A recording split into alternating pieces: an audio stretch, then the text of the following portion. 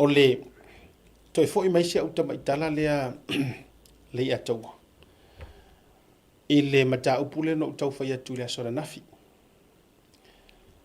o le aso a mangai info o le aso a manai information se maua mai ma fa ala tele o le sa ta avatua e atangia mai matala fe avea i e tolu e lua pe tolu pulfana lea sa tangata valeina ai ia le sunga le malo ia Peniamina ai i lau suenga e tu sai foi ma se otonga o le lipoti a le puleo maliu po o le fo ma i le sa sau o tangata o le ngol tangata so fa ya James le na sau mai fiti e fai le tautonga mai a fa ai loai i le report e ngare kasir pulfanga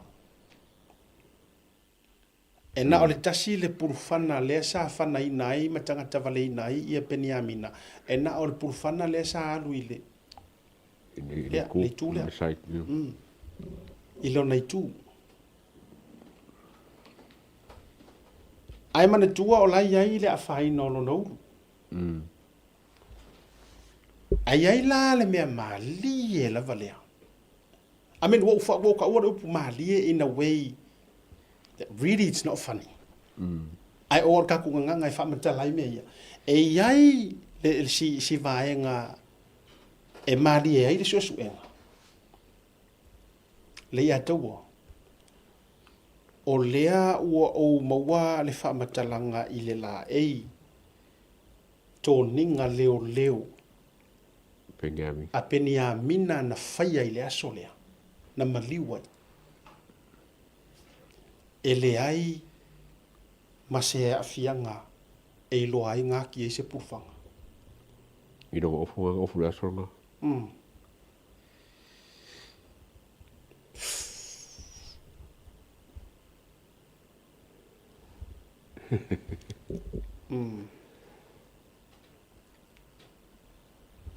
Lai ke fale le ofu yes o mata upu ia pengo whaiak o le isi vaenga e o le ofu tino ko nginga le kufekwa e le ai fo i se pala tu low blood o pipi ai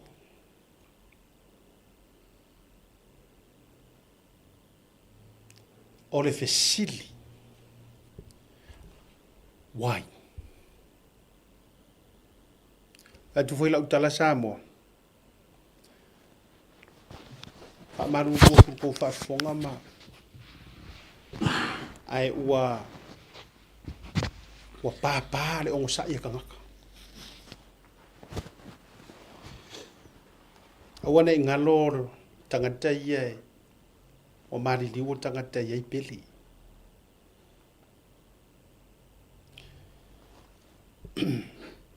o tele mana o mau ke lofo ile ata wale la amatana fa pe mai kusi mai le ma pe fe sa wai o tele fa tua se tala o ke le fa ku se kala ai ta pena le lei ta pena le lei mo evidence ai mai se o meni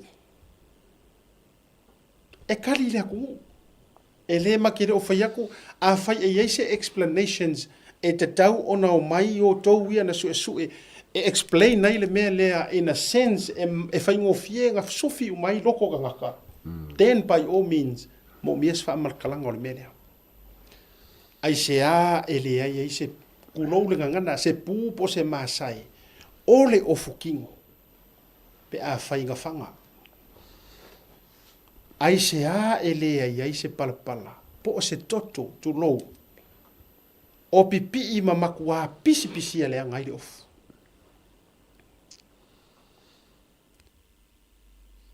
la vanga fa si me ka wa lava sinafa si me ta watu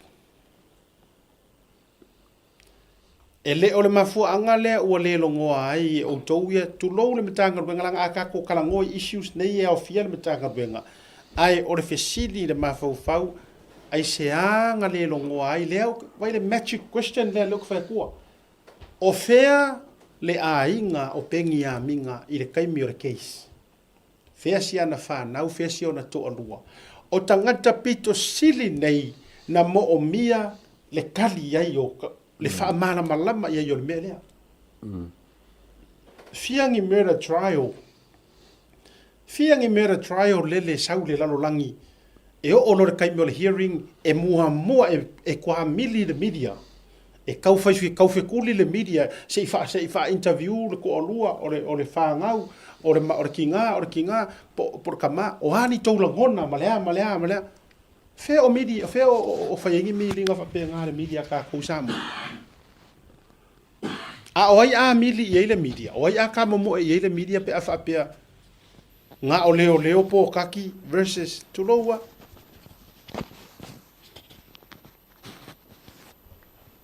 ko kia Kokia. o ka fifa o so a o e ku pe o si fai lo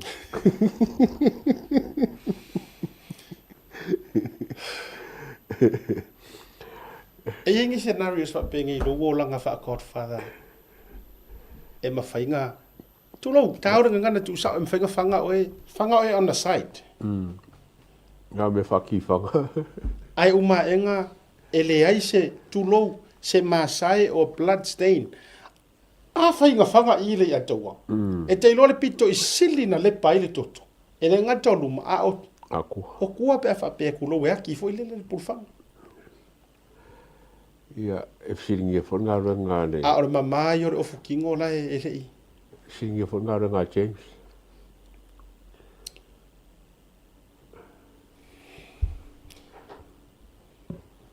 yes yo anga mo ko le ka o le ko le o le si vaenga fa mai o fa matalanga leo e le se pur fana i leo tu lo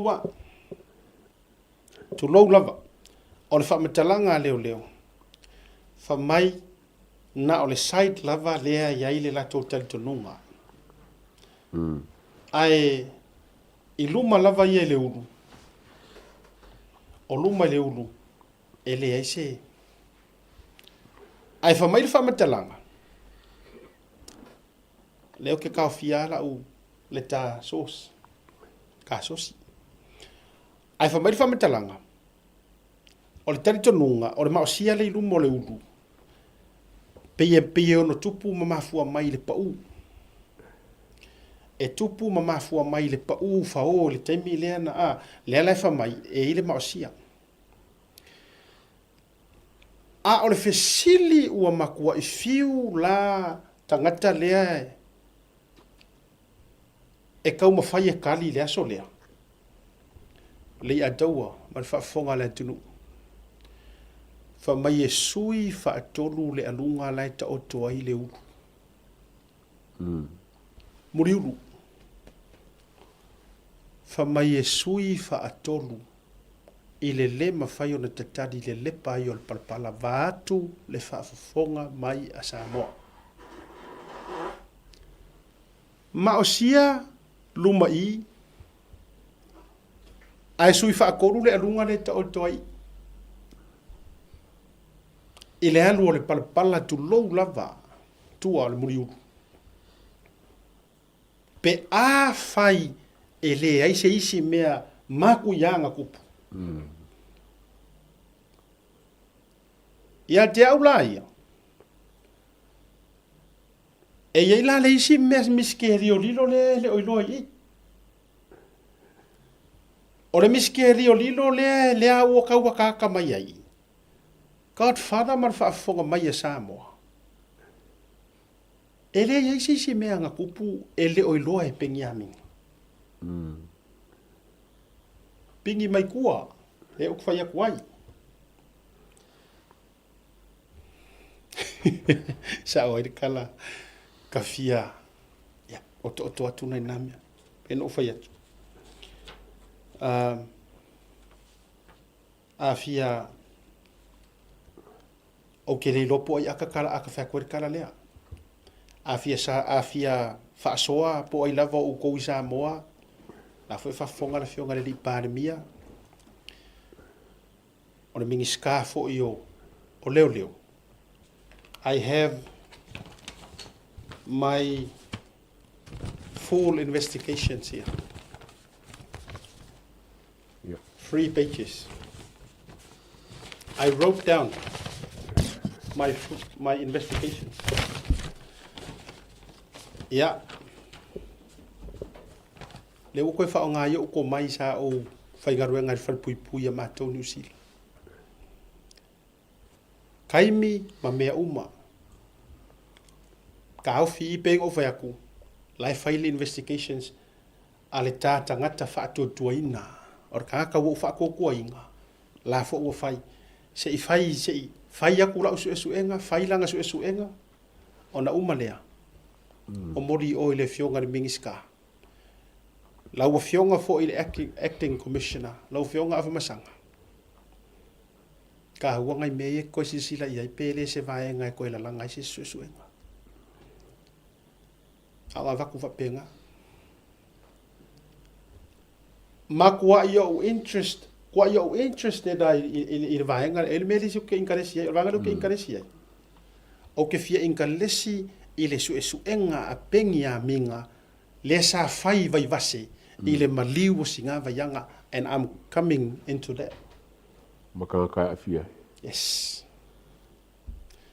O mea ianga mauai o ai leanga sa haungi o le arrest, ai koe kolosi loa le amo.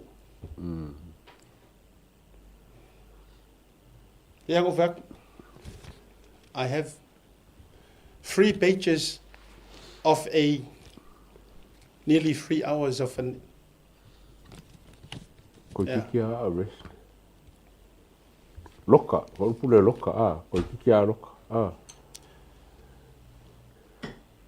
A whai o le awala lea sa i lele ami o tonu.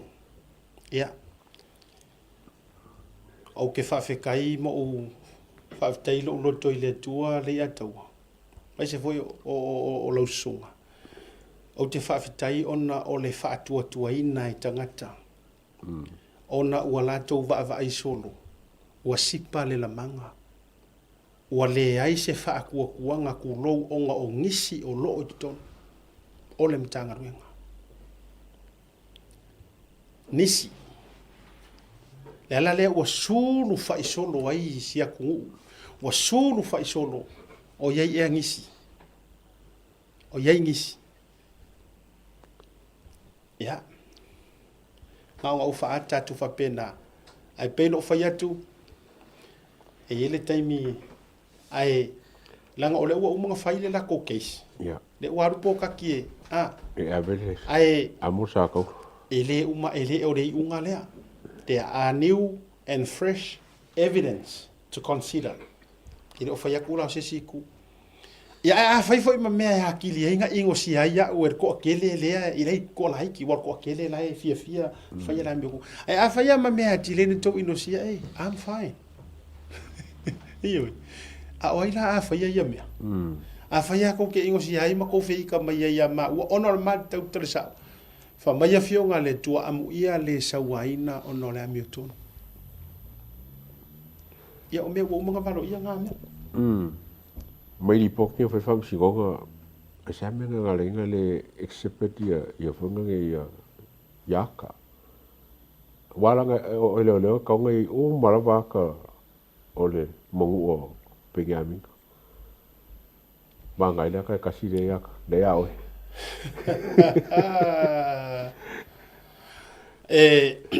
E matua ta te le ataua. Oh my goodness.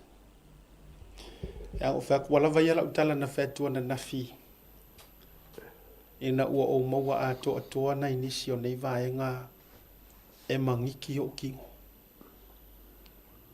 Ina ua uma na faina i whaatara noanga ia a mata mai sia uta penanga le a tau al tar se furu le po ai uma toru va vea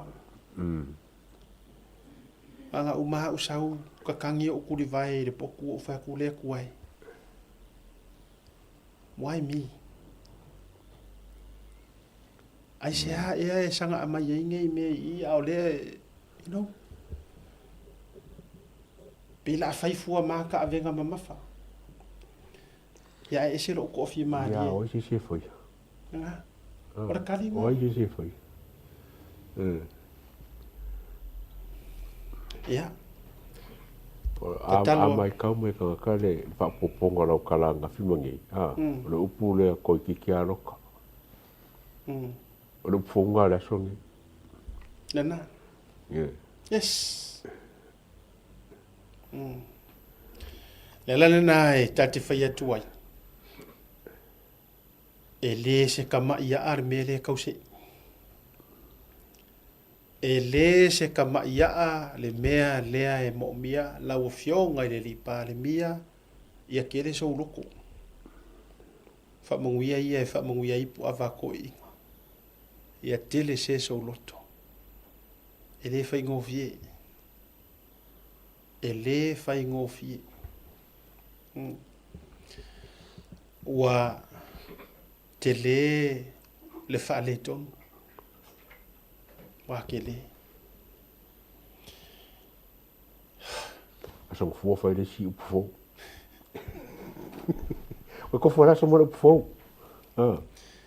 na tonua ewe ala na saulo le mata upulea marsu enga foulea o mo mia ya le o lo reach out to se tasio o tangata matua ve fa tu ngai samo se e ngalue e lo pitola ia ona la ngai fa ngofia nga mingo ye kwa fa ngofia nga fa amai ko fa ko nga lo vionga barmia ia ma ko fo yo isi sikisengi samo ma tau te nau a ua wha kua kuai a le si vaenga.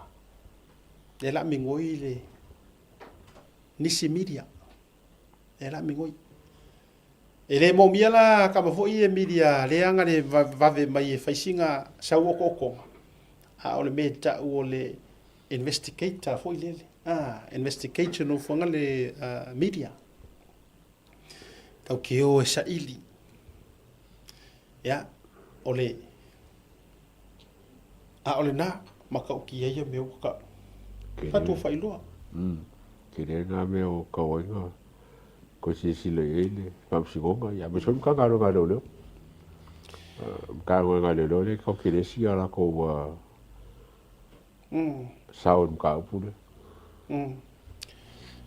ole vaenga le na tupu loa ma o inka letsi er kala le and I've got it all down le me ngai ku le liki fo le alu o le palapala o le muri ulu tu lo si uso a le fa mai o lumanga o ma osia pinga pa ufo ina ua so le ai se pinga fa ma o se masai po se pulu ngaki ile ofu le ai se palapala po se toto pipi ile ofu ma osia la luma pe fa pe ka ke aru de upu ma osia la luma ile ia le vese pulfanga ai se a pi fori ngai pala i kuor muri ulu va tu fa fonga le tu ai se ala o fese se pa ufa o ai ki ngai muri ulu e ai se mea fa alilo lilo ya ai ka kere fa vai o tu te pole fa tai tu talo ho i matatu o kakalo ia toa loto nei tangata a fai fo yo ia ingisi ko kongon kanga wengo leo o tou fo ia na tou ngalu lue fa tasi peniamina o lua ia la ulu ile o di ia o la ulu ile la avaku ya o lua yang ko wo ma peniaminga to lua la uli ia o la ulu ile ngei mala ukalo sanga ka kalo kumale loko fa mao kau kakala sau.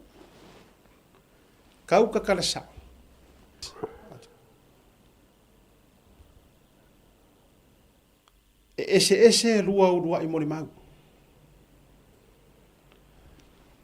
A whai o yengi si rua mori mau o suia, au ke le popole I ngā mori mau o rua o suia.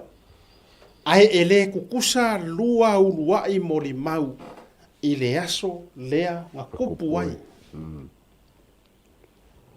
Mori mau lesi, kami whaapea, ai sau mori mau lesi oso mai ngā iluma. A lea ngā kou o. Le wo kakalo aku, ma lea nganga. O le ka oko I, o le ka oko I, lua urua I mori mau. Le ka oko I, se kaimi. O ngā koe ka ua kule o rua ingoa. Ma koe ka ua kule ese esenga o rua mori mau. Ma lua ese ili mele ngā mai whamsingonga. Ma kua whamsingonga. O mori mau na a tangata ia na respond. Yeah. Nenga wako. O mori mau ia le a mai ko lau longa whamsingonga. O mori mau ngā ale back up. Nenga wako e nomen e po. Ngā le ngā watu taita ia tu e nomen. O le mori mau le iai kama leo Jordan. Ai fo ingoa ngā renga kau mai ngā. Jordan o Jason o whoever. Jordan. O mori mau ngā ia, o mori mau ngā leo whea koe langa ile i ore o wadi ia mpengi a minga. Lea au ke karango aku ia o rua le ngā mpengi a minga. Lea au ke karango aku ia o rua ma o la ulu i lea. A lea, o ke re whaapea u te whaia. Nanga lewa umari case. So it's open na la le whailo aku o isi mea ia. A koe hawa ngoa isi sue suenga, e kaungarua o koe sue sue o lua. Langa ese umarua mori mau. O lua mori mau foi. E le o ngā kasi mare mele ngā aku le respond team, po le backup team. O aku mau hai le whamatala mai, I le pā. Vai la kā ko ia. E le whekau I, whamai lea nganga ka maiki e siri le ku e le whekau. Ai o le au ngani, a whai o lua, pei o le whainga o le whangau o pengi a minga, a whai o lua, ngā lima ka makau I ai ma a vaku I e whaakuakuanga a o whaia kou ngā ruenga a me le mga kuai le ngā mea. A me le mga kuai le ngā ruenga le lei a lea kamari I ngā whai. Ai a whai wa kei wa lo fia o lua, ma kolo fia o lua, o ngā o ngiangi, I'm just saying this. Ai se hao whai ngō fia I o ngā whaangalo.